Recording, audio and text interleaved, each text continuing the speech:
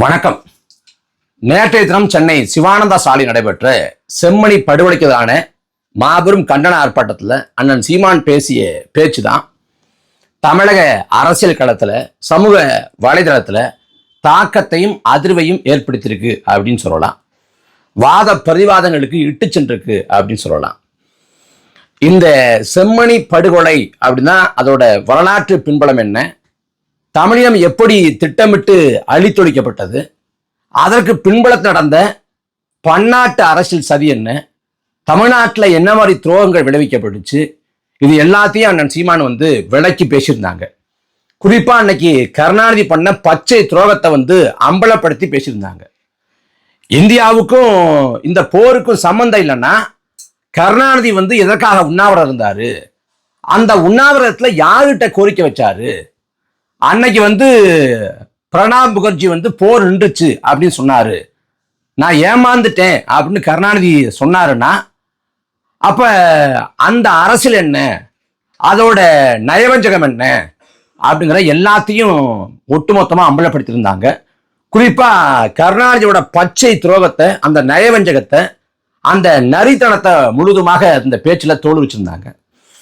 அந்த பேச்சோட நிறைவுல நமக்கு இருக்கக்கூடிய ஒரே வாய்ப்பு தமிழ்நாடு தான். தமிழ்நாட்டோட ஆட்சி அதிகாரத்தை கைப்பற்றுவதுதான் ஒரே வாய்ப்பு. ஏன்னா இந்த ஈழப்படுகொலை அப்படின்னு பாக்குறப்ப உலக நாடுகள் பேசுதா அப்படிங்கிற கேள்வி வரும். அந்த உலக நாடுகள் பேசுதான்னு பாக்குறப்ப இந்தியா பேசுதா அப்படிங்கிற கேள்வி வரும். இந்தியா பேசுதான்னா தமிழ்நாட்டை ஆளக்கூடிய அரசு பேசுதான்னா பேசணும், ஆனா பேசுறது இல்லை. ஏன்னா இங்க தமிழ்நாட்டை ஆளக்கூடிய அரசு நமக்கான அரசா இல்லை. ஒரு பக்கம் கீழடியில 2500 ஆண்டுகளுக்கு முன்பாக கண்டெடுக்கப்படக்கூடிய மண்டை ஓடுகளை வச்சு அவங்களோட உருவம் எப்படி இருக்கும் அப்படின்னு முப்பரிமாணத்துல அதை காட்சிப்படுத்துறாங்க. இன்னொரு பக்கம் செம்மணில அங்க கொத்து கொத்தாக மக்கள் கொண்டொழிக்கப்பட்டு புதைக்கப்பட்ட செய்தியும் வெளில வருது. இதுல இந்த செம்மணி படுகொலையை பத்தி பேசியிருக்க வேண்டிய அரசு தமிழ்நாடு அரசு பேசி இந்திய அரசுக்கு நிர்பந்தம் கொடுத்து அதை பெரிய அளவில் கொண்டு போய் சேர்த்துக்கணும். ஆனா கொண்டு போய் சேர்க்கல, அதை கடக்குறாங்க. அப்ப இது எல்லாத்தையும் அண்ணன் சீமான் தன்னோட பேச்சுல சொல்றாங்க. அப்ப ஒரே வாய்ப்பு, இந்த அரசு நமக்கான அரசு இல்லை, அப்ப நமக்கான அரசு அமைப்பதுதான் ஒரே வாய்ப்பு, ஒரே லட்சியம், ஒரே நோக்கம் அப்படிங்கிறத சொல்றாங்க. அப்படி சொல்றப்ப 2026 சட்டமன்ற பொது தேர்தலில் உதிரிகளாக இருக்கக்கூடியவங்க, தேவையற்று குறுக்கு நெடுக்கா ஓடக்கூடியவங்க எல்லாவற்றையும் தயவுதாட்சணம் இல்லாம அடிப்போம் அப்படிங்கிற எச்சரிக்கையும் பிரகடனத்தையும் அண்ணன் சீமான் செஞ்சிருக்காங்க. அதாவது திராவிடம் எதிரி, திமுக எதிரி அப்படின்னு சண்டை போட்டுக்கிட்டோம்னா குறுக்கு நெடுக்கா ஒருத்தர் ஓடுவார். தமிழ் என்று பேசுவானாம், ஆனால் சாதி ஒழிப்பை பற்றி பேச மாட்டானாம், போலி தமிழ் தேசியவாதிகள் அப்படின்னு ஒருத்தர் பேசுவார். யாருன்னு பார்த்தா நம்ம அண்ணன் திருமாவளவன். நமக்கு விசிகா எதிரி இல்ல, விசிகாவுக்கு நமக்குமான முரண்கிறது நட்பு முரண். விசிகா ஒரு தோழமை சக்தி, ஒரு நட்பு சக்தி அப்படின்னு நாம் ஒவ்வொரு முறையும் கடந்து போறோம். ஆனா இந்த திமுக கூட்டணியில் அங்க வைக்கக்கூடிய விசிகா திமுகவோட படுபாதகத்தை, நயவஞ்சகத்தை, துரோகத்தை, இது எதையும் கேள்வி கேட்கறது இல்லை. அதை கண்டு காணாம போயிடுறது. வேங்க வெயில்ல மனித கழிவை கலக்கிறான் குடிநீர் தொட்டில. அந்த கலந்தவனையே கண்டுபிடிக்க முடியாத துப்பற்ற இந்த அரசு சமூக நீதி அப்படின்னு பேசுது. அதே சமயத்துல யாரு குடிநீர் தொட்டில மனித கழிவை கலந்துட்டாங்கன்னு புகார் கொடுத்தாங்களோ, குற்றம் சாட்டினாங்களே குற்றவாளி கொண்டு இந்த திமுக அரசு. தமிழ்நாட்டோட பல கோயில்கள்ல ஒடுக்கப்பட்ட ஆதி தொல்குடி மக்கள் போக முடியல, அதை இந்த திமுக அரசு வேடிக்கை பார்க்குது. குறிப்பா இந்த திமுக ஆட்சி காலத்துல ஒடுக்கப்பட்ட மக்கள் மீதான தாக்குதல், வன்முறை, வெறியாட்டம் அதிகமா இருக்கு. ஆணவ கொலை அதிகமா நடக்குது. ஆணவ கொலைக்கு தனிச்சட்டம் இயற்றப்படணும், எல்லாரும் கோரிக்கை வைக்கிறாங்க. ஆனா திமுக அரசு நிறைவேற்ற மறுக்குது. இது குறித்தெல்லாம் திமுக அரசை நோக்கி விரல் நீட்டி கடுமையாக சாடாத அண்ணன் திருமாவளவன் வேங்க வெயில்ல சாதிவாதிகளுக்கு துணை போறீங்களா, இந்த அரசு துணை போகுதா, இதுதான் திமுகவோட சமூக நீதியா என்று கேட்டிருக்கணும், கேட்கல. மேல் பாதியில கோயிலுக்கு பூட்டு போடுறீங்க, அப்ப ஆதிக்க சாதிக்கு துணை போறீங்களா, இதுதான் நீங்க சாதியை ஒழிக்கிற லட்சணமா அப்படின்னு திமுக நோக்கி கேட்டுக்கணும், கேட்கல. சாதி ஆணவ கொலைக்கிறதாக தனிச்சட்டம் ஏற்ற ஏன் திமுக அரசு மறுக்குது? அப்ப ஆதிக்க சாதியோட கோபத்துக்கு ஆளாக வேண்டாம், வாக்கு இழக்க நேரிட வேண்டாம் அப்படின்னு திமுக நினைக்குதா அப்படின்னு திமுகவை நோக்கி அண்ணன் திருமாவளவன் கேட்டுக்கணும். கேட்டது இல்லை. அதிகாரத்தில் இருக்கக்கூடிய திமுகவை நோக்கி எந்த கேள்வியும் கேட்காத அண்ணன் திருமாவளவன் அதிகாரத்தில் அமராத நாம் தமிழர் கட்சி நோக்கி 1000 விமர்சன கணைகள், 1000 கேள்விகள், 1000 ஐயப்பாடுகள். ஏன்னா எதுக்கு இவர் பேசுறாரு அப்படின்னு பார்த்தா, நாம திமுக அடிச்சா இவருக்கு வலிக்குது. தொலைக்காட்சி வாதங்கள்ல திமுகவோட செய்தி தொடர்பாளர் உட்கார்ந்துருப்பார். அந்த பக்கம் விசிகாவை சேர்ந்த அண்ணன் சானவாசோ வன்னியரசோ உட்கார்ந்துருப்பாங்க. அப்ப திமுகவை நோக்கி ஒரு கேள்வியை போட்டோம்னா, வாரிசு அரசியல் திமுக பண்ணது, வாரிசு அரசியல்ங்கிறது சமூக நீதிக்கு புறம்பானது அப்படின்னு பேசணும்னா குறுக்க சானவாஸ் வந்துருவார். குறுக்க சானவாஸ் வாரிசு அரசியல்னா நீங்க இதை பேசுவீங்களா அதை பேசுவீங்களா அப்படின்னு பல உருட்டுகளையும் புரட்டுகளையும் அந்த இடத்துல பேசிவிட்டு திமுகவை காப்பாற்றி விட்டுவார். அப்ப இந்த இடத்துல கண்காணி வேலை செய்யக்கூடிய நமது நட்பு சக்தியா இருந்தாலும் இந்த முறை இந்த போர்க்களத்துல இந்த போர்ல அவங்க குறுக்க வந்தா அவங்களுக்கும் அடி விழும் அப்படிங்கறது தான் அண்ணன் சீமான் நேற்றைய தினம் எடுத்து வச்சிருக்காங்க. சண்டை நமக்கும் திமுகவுக்கும் தான், திராவிடத்துக்கும் தமிழ் தேசத்துக்கும் தான். இதுல 4 முனை போட்டி இல்ல, மும்முனை போட்டி அப்படின்னாங்க. அண்ணன் எளிதா சொன்னாங்க, ஆமா மும்முனை போட்டிக்கிறாங்க, இது மும்முனை போட்டின்னு கூட பார்க்க கூடாது, இருமுனை போட்டி தான். எல்லாமே திராவிடம் என்று சொன்ன ஒரு முனை, திராவிடம்ங்கிறது ஒண்ணுமே இல்லைங்கிற இன்னொரு முனை, இது பெரியாருங்க மண்ணுங்கிற ஒரு முனை, பெரியாரே எங்களுக்கு மண்டாங்கிற இன்னொரு முனை, அப்படி 2 முனை போட்டி தான். திராவிடமா தமிழ் தேசியமா அப்படிங்கிற சண்டைன்னு சொன்னாங்க. அப்படி தெளிவா தீர்க்கமா அறிவிச்சு 2010 கட்சி தொடங்கப்பட்ட நாள் தொட்டு 15 ஆண்டுகளை கடந்து துளி கூட சமரசம் பண்ணாம தன்னோட பாதையில பயணத்துல கொஞ்சம் கூட தடப்படலாம நாம் தமிழர் கட்சி பயணிக்குது. இதுல திமுகவை நாம கழுத்தை பிடிச்சு இருக்கிற பெயர்லாம் நம்ம முதுகுல குத்தக்கூடிய நம்மளோட நட்பு முரண்களாக நட்பு சக்திகளாக இருக்கக்கூடியவங்க யாரா இருந்தாலும் அவங்களுக்கும் அடி விழுங்கிறதா நான் சொன்ன செய்தி. அப்புறம் ஒவ்வொரு முறை மக்கள்கிட்ட ஒரு எழுச்சி இந்த திமுக அதிமுக அம்பலப்பட்டு ஒரு மாற்று அப்படிங்கிறத நோக்கி மக்கள் திரும்பி பார்க்கிறப்ப குறுக்கு சால் ஓட்டக்கூடிய பல பேர் வர்றாங்க. 2016 நாம் தமிழர் கட்சி முதல் முறையாக களம் கண்டுச்சு. 2010 தொடங்கப்பட்ட நாம் தமிழர் கட்சி 6 ஆண்டு கழிச்சு முதல் முறையாக 2016 களம் கண்டுச்சு. அந்த சமயத்துல மாற்று அப்படின்னு கிளம்புனாங்க. மக்கள் நல கூட்டணி, வைகோ, திருமா, இந்திய கம்யூனிஸ்ட், மார்க்சிஸ்ட் கம்யூனிஸ்ட் கட்சி, அப்புறம் விஜயகாந்த் தலைமையேற்று அவங்க மக்கள் கூட்டணி அப்படின்னாங்க. 2016 நாம் தமிழர் கட்சி ஆட்சியின் செயல்பாட்டு வரைவு அப்படின்னு ஒண்ணு வச்சோம். அந்த செயல்பாட்டு வரைவை பார்த்தவங்க, நாம் தமிழர் கட்சி மீது விமர்சனம் கொண்டிருந்தவங்க, நாம் தமிழர் கட்சிக்கு வாக்கு செலுத்த வேண்டாம்னு நினைச்சவங்க, அந்த ஆட்சியின் செயல்பாட்டு வரைவை பார்த்துட்டு அவ்வளவு கொண்டாடினாங்க. அற்புதமா இருக்குங்க, ஒரு நாட்டுக்கான, ஒரு நாடு எப்படி இருக்கிறதுக்கான ஒரு தொலைநோக்கு பார்வை இருக்கு, பறந்து விரிந்த பார்வை இருக்கு, தொலைநோக்கு சிந்தனையோட திட்டங்களை வகுத்துருக்காங்க அப்படின்னு பாராட்டினாங்க 2016. அந்த தேர்தல் காலத்துல மக்கள கூட்டணி ஊடக வெளிச்சத்தையும் கவன ஈர்ப்பையும் பெற்று அன்னைக்கு அது குறுக்கு சால் விட்டுச்சு. அந்த தேர்தலில் விஜயகாந்த் தோற்று போன பிறகு அதுலயும் வைகோ தேர்தலில் அவர் தான் அணி அமைக்கிறதுல முதன்மை காரணி. ஆனா வேட்புமனு தாக்கலின் போது நான் போட்டி இல்லைன்னு கடைசி நொடியில பின்வாங்கினார் வைகோ. அந்த மக்கள கூட்டணி தோத்து போச்சு. விஜயகாந்த் தோத்து போனார், திருமாவளவன் தோத்து போனார், வாசன் தோத்து போனார், எல்லாம் தோத்து போயிட்டாங்க. தோத்து போன பிறகு அந்த இந்திய கம்யூனிஸ்ட், மார்க்சிஸ்ட் கம்யூனிஸ்ட் கட்சி, திருமா, வைகோ எல்லாம் திமுக ஐக்கியமாயிட்டாங்க. ஜி.கே. வாசன் அதிமுக ஐக்கியமாயிட்டாரு. விஜயகாந்த் நட்டாத்துல விட்டுட்டாங்க. அதோட விஜயகாந்தோட அரசியல் முடிஞ்சிச்சு, படு வீழ்ச்சி அப்படின்னு சொல்லலாம். இது 2016. 2019 மக்கள்கிட்ட அப்போ ஒரு எழுச்சி சூழல் வர்றப்ப திடீர்னு ஒருத்தர் கிளம்பினார். யாரு? கமலஹாசன். அவர் தொலைக்காட்சி பெட்டியை உடைச்சாரு. தொலைக்காட்சிக்குள்ளே போயிட்டார். எந்த திமுகவையும் அதிமுக எதிர்ப்பதாக சொன்னாரோ அந்த திமுக கிட்ட ஒரே ஒரு மாநிலங்களவை உறுப்பினர் பதவிக்காக அங்க போய் கட்சி அடமான வச்சுட்டார். அந்த தேர்தல் களத்துல கமலஹாசன் வரலன்னா ஒரு 4 விழுக்காடு வாக்கு வீணா போயிருக்காரு. அன்னைக்கு கமலஹாசன் ஒரு படிச்சவர், அவர் படிச்சவர்லாம் கிடையாது. உண்மையில அவர் பெரிய அரசியல் மேதை போல அவருக்கு ஒரு 4 விழுக்காடு, ஏறக்குறைய 4 விழுக்காடு மக்கள் வாக்கு செலுத்தி அந்த வாக்கை கொட்டினாங்க.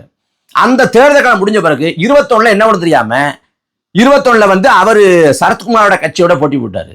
சரத்குமார் கட்சி இன்னும் பல உதிரிகளை சேர்த்துக்கிட்டாரு. சரத்குமார் 40 தொகுதியை கொடுத்தா சரத்குமார் வந்து 40 தொகுதி வச்சு நான் என்ன பண்ண போறேன்னு 2 இடத்த திரும்ப கொடுத்துட்டாரு. அந்த மாதிரி 2019 2021 2 தேர்தல் காலத்துல கமலஹாசன் வந்து தேவையில்லாம குறுக்கு சால் ஓட்டி அவர் வந்து மக்கள் கவனத்தை மடைமாற்றம் பண்ணிட்டார். 2019 21 இப்ப 2026 சட்டமன்ற பொது தேர்தல் வருது. இப்பயும் குறுக்கு சால் ஓட்ட இப்பவும் மடைமாற்றம் செய்ய ஒருத்தர் கிளம்பி வருவார். அவருக்கு திராவிடமா கோட்பாடு, தமிழ் தேசியம் பண்ணா திராவிடமும் தமிழ் தேசியம் இரு கண்கள் அப்படிங்கிறாப்புல 5 கொள்கையை வழிகாட்டுகிறார். பெரியார் ஈவேரா, அண்ணல் அம்பேத்கர், காமராசர், அஞ்சலை அம்மாள், அந்த பக்கம் வேலுநாச்சியார். இந்த 5 பேரோட ஒப்பிட்டு பார்க்கிறப்ப நிறைய முரண்கள் இருக்கு. அஞ்சலை அம்மாள் வந்து கோட்பாடை வைக்கல, கோட்பாடை ஏற்றுக்கொண்டாங்க, காந்திய கோட்பாடு. காமராசர் கோட்பாடை வைக்கல, ஏற்றுக்கொண்டாரு, காந்திய கோட்பாடு. ஆனா வேலுநாச்சியார் எந்த கோட்பாட்டை ஏற்றுக்கொண்டாங்க, எந்த கோட்பாட்டை வச்சாங்க? அவங்க வந்து மக்களாட்சி காலத்தையே வாழலையே, மன்னராட்சி காலத்துல வாழ்ந்தாங்க. அப்ப அடிமை நாட்டோட, அடிமை மண்ணோட விடுதலைக்கு பாடுபடுவதுதான் வேலுநாச்சியார்ட்ட நீங்க ஏற்றுக்கொள்ற கொள்கை கோட்பாடுன்னா, நாட்டு விடுதலையே வேண்டாம், நாட்டு விடுதலை பெற்ற நாளை கருப்பு நாள் என்று வர்ணித்த ஈவரா வச்சிருக்கீங்களே. காந்திய கோட்பாட்டை ஏற்றுக்கொண்ட காமராசரும் அஞ்சலை அம்மாளும் ஒருபுறம், காந்திய கோட்பாட்டை முற்றுமுழுதாக எதிர்த்த ஈவரா மறுபுறம். என்ன உங்க கோட்பாட்டு நிலைப்பாடு? அண்ணல் அம்பேத்கர் வந்து சாதி ஒழிப்பு அப்படின்னு முன் வச்சாரு. சாதி ஒழிப்புக்கான திட்டம் என்ன? சாதியை ஒழிக்க எந்த புள்ளியில மக்களை அணிதிரட்ட போறீங்க? நாம் தமிழர் கட்சி தமிழங்கிற தேசிய உணர்வுல ஒன்று திரட்டி சாதிய உணர்வை வந்து மழுங்கடிக்கிறோம், சாகடிக்கிறோம். அப்படி தாவேக்காவுக்கு ஏதாவது திட்டம் இருக்கா? ஏதாவது புரிதல் இருக்கா? ஏதாவது பார்வை இருக்கா? இல்ல, எந்த பார்வையும் இல்லை. நாங்க வந்து கடவுள் மறுப்பை மட்டும் ஏத்துக்க மாட்டோம், மற்றபடி ஈவராவை ஏத்துக்குவோம், பெரியாரை ஏத்துக்குவோம்னா கடவுள் மறுப்பை கழிச்சுட்டா நீங்க அண்ணாவோட கோட்பாடை ஏத்துக்கலாமே. ஏன் அண்ணாவை ஏத்துக்காம ஈவரா ஏத்துக்கிறீங்க? ஏன்னா அண்ணாவை ஏத்துக்கிட்டா அந்த முற்போக்கு பிம்பம் எல்லாம் பெருசா வராது. ஆனா பெரியார் அப்படின்னு பேசினா ஒரு முற்போக்கு பிம்பம் வரும்.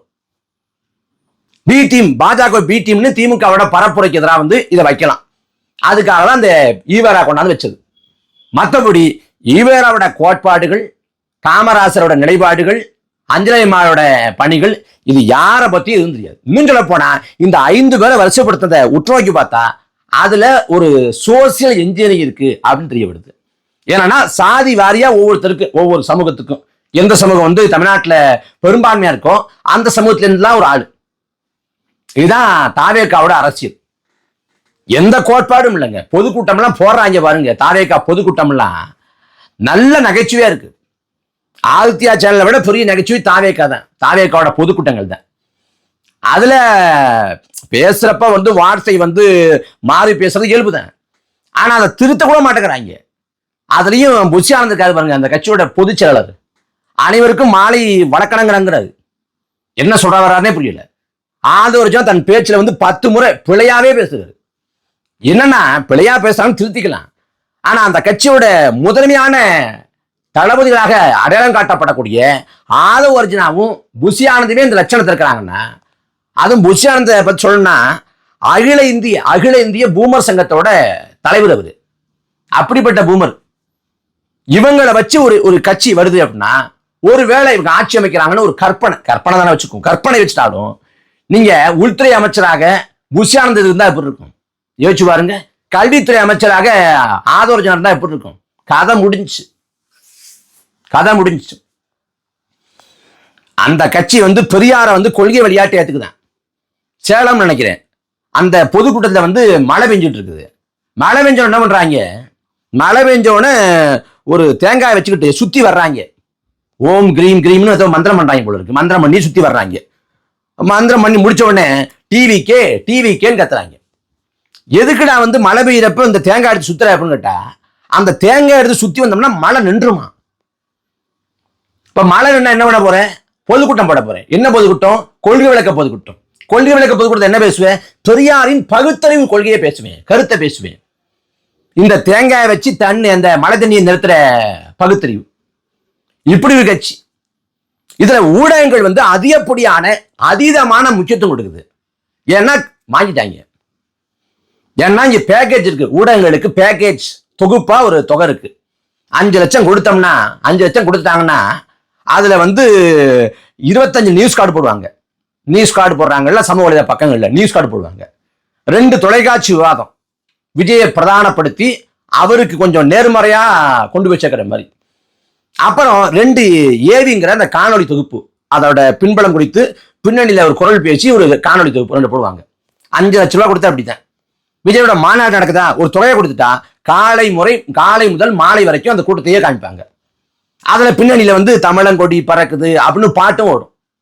ஏன்னா அப்படி காசு கொடுத்து. அதே போல சர்வே, கருத்து கணிப்பு, அந்த கருத்து கணிப்பு எடுக்கிறாங்கல்ல, அது எல்லாமே விஜய்க்கு அவ்வளவு விழுக்காடு வாக்கு வரும், இவ்வளவு விழுக்காடு வாக்கு வரும் அப்படின்னு இவன் ஒரு கருத்து வாக்கம் செய்வான். இந்த சவுக்கு மாதிரி இந்த வேட்டை நாய்கள் இருக்குல்ல, வேட்டை நாயெல்லாம், அந்த நாயெல்லாம் எந்த எலும்பு துண்டு போட்டாலும் கடிக்கும், கவ்வும். இப்ப சவுக்கு வேட்டை நாய் வந்து தாவே காலம் போடப்பட்ட எலும்பு துண்டுகளுக்கு குலைச்சிட்டு இருக்குது. அதுக்கு என்ன சொல்றாங்க, அண்ணன் சீமான் போய் ஸ்டாலினை போய் பார்த்துட்டு வந்துட்டாரு, ஸ்டாலின் வந்து அண்ணன் சீமானுக்கு வந்து அசைன்மெண்ட் கொடுத்துட்டாரு தாவேக்காவை அடிக்க சொல்லி, அதனாலதான் தாவேக்காவை அடிக்கிறாரு, இல்லைன்னா கொஞ்சிருப்போம். இப்ப போய் சந்திப்பு நிகழலன்னா விஜயையும் தாவேக்காவையும் நாம் தமிழர் கட்சி அண்ணன் சீமானோட கொஞ்சிருப்போம். இவனை மாதிரி இந்த புறம்போக்கு, இந்த சவுக்கு சங்கர் மாதிரி ஒரு கேவலப்பட்டவன், ஒரு மானங்கட்டவன், கேடு கட்டவன உலகத்திலே பார்க்க முடியாது. 4 பக்கம் காசு வாங்குவாங்க. ராஜ் சத்யன், அதிமுகவை சேர்ந்த ராஜ் சத்யன், ராஜன் செல்லப்பாவோட பையன், அவர் தான் ஆபீஸ் போட்டு கொடுக்குறாப்புல. அவர் தான் வந்து அந்த அடக்குமுறை ஒடுக்குமுறை வர்றப்ப பேக்கப் பண்றாரு சவுக்கு சங்கர். அவரு காசை வாங்கி தின்னுபிட்டு, அவர் காசை தோடு தின்னுபிட்டு அவரே கடிக்க ஆரம்பிச்சிட்டான். அப்படிப்பட்ட கேடு கட்டவன் அடிச்சு விடுவான். வாய்க்கு வந்தது. என்ஐஏ சோதனை நடக்குது. என்ஐஏ சோதனை நடக்கிறப்ப காலையில 7:30 மணிக்கு எனக்கு சம்மன் அனுப்புறாங்க. ஒரு 7:40 இருக்கும். இது சவுக்கு சங்கர் வந்து எனக்கு அழைப்புக்கு வர்றேன். அழைப்புக்கு வந்து சொல்றான், இந்த மாதிரி அப்போ வந்து நல்லா தான் சொன்னேன், இது மாதிரி சோதனை போயிட்டு இருக்குது, போயிட்டு வந்துரு, சம்மன் தான் ஒன்றும் பிரச்சனை இல்லை, போயிட்டு வந்துடலாம் அப்படி தம்பி அப்படின்னு சொல்றான். அவனுக்கு தெரியும் இந்த சம்மன் வந்து கொடுக்கப்பட்டது, இது வந்து எந்தவித பொருளாதார குற்றமும் இல்லை, இதுல பொருளாதாரம் சார்ந்து எந்த சிக்கலும் இல்லைன்னு தெரியும். ஆனா நாம் தமிழர் கட்சி மீதான காழ்ப்புணர்ச்சியில என்ன சொல்றான், பொருளாதார குற்றம், வெளிநாட்டில இருந்து கோடி கோடியா பணம் வாங்கினாங்க அப்படின்னு பச்சை அடிச்சு வர்றாங்க. இந்த நாய் தான் போன் பண்றாங்க. காலையில் எனக்கு 7:40, 7:30 மணிக்கு சம்மன் வருது, 7:40 போன் பண்றேன். எங்கேயோ வந்து எவனோ அதிகாரி சொல்லிவிட்டு போன் பண்றான் எனக்கு. ஆனா அவன் திரும்ப அப்படியே உள்டாவ சொல்றான், பொருளாதார குற்றம், வெளிநாட்டிலே பணம் வந்துச்சு, அதனால என்னைய விசாரணை பண்ணிச்சுக்கிறேன். ஒரு கேள்வி கூட, நான் வந்து 10 மணி நேரத்துக்கு மேல வந்து என்னையோட விசாரணையில் இருந்தேன், ஒரு கேள்வி கூட உங்களுக்கு எங்க இருந்து பணம் வருதுன்னு அந்த கேள்வியை வந்து ஒரு சாதாரண இயல்பா கூட கேட்கல, ஒரு ஃப்ரெண்ட்லியா பேசுற கூட அந்த கேள்வியை கேட்கல. வெளிநாட்டில இருந்து ஒருத்தர் தொடர்பு கொண்டாரு, ஏன் உங்களுக்கு தொடர்பு கொண்டாரு, அந்த பின்பலம் என்ன அப்படிங்கறத கேள்வி, அதான் விசாரணை. அடிச்சு விட்டேன். இப்ப அவன் எழுதிட்டு இருக்கான்.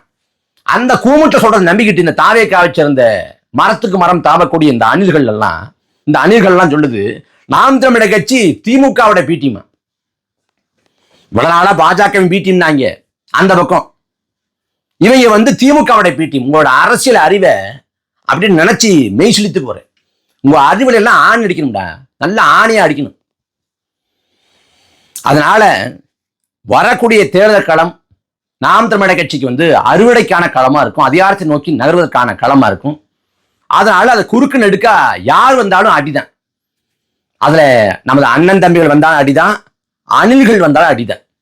ஏன்னா மக்கள் எழுச்சி விட்டு ஒரு மாற்று அரசியலுக்கான தேவையை உணர்ற இந்த தருணத்துல ஒரு திரைக்கவர்ச்சியை பயன்படுத்தி மக்கள் மூளைய மழுங்கடிக்கிற வேலையை செஞ்சா, காசை கொடுத்து 4 பக்கம் கருத்துருவாக்கம் செஞ்சு இவ்வளவு விழுக்காடு வாக்கு இருக்கான், அவ்வளவு விழுக்காடு வாக்கு இருக்கான், அப்படிலாம் ஒண்ணும் கிடையாது.